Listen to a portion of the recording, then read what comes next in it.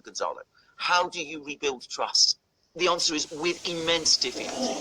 You have to, first of all, start strengthening those voices in the United States that are more, that are more reasoned and more measured, and that's proved very difficult to do up to now. But Eve, I think, is absolutely right in saying that the uniformed people in the Pentagon are not keen on a hot war. I think also the military-industrial complex, as Eve said, is not keen on a hot war. What does it gain from it? I mean, it doesn't gain anything. I mean, a war in which American machines and American ships are destroyed, it isn't to its advantage at the end of the day.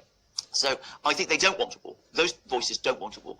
But they have to assert themselves, and they haven't been asserting themselves at all successfully up to now.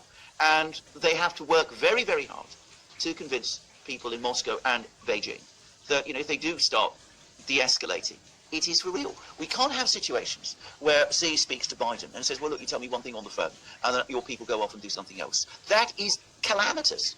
Now, I have to say, I don't see any sign up to this moment of that kind of sea change happening in the United States. Maybe, if there's a big crisis in Europe this winter, there will be that will make people, sober up and think about these things more seriously. Maybe if there's some other crisis or become closer to a crisis in the Pacific, it could be a sort of Cuban Missile Crisis moment when, both of the superpowers, draw back and say to themselves, well, we've got to start working and building up structures because otherwise things have a possibility of spiraling out of control. But at the moment, we are not there.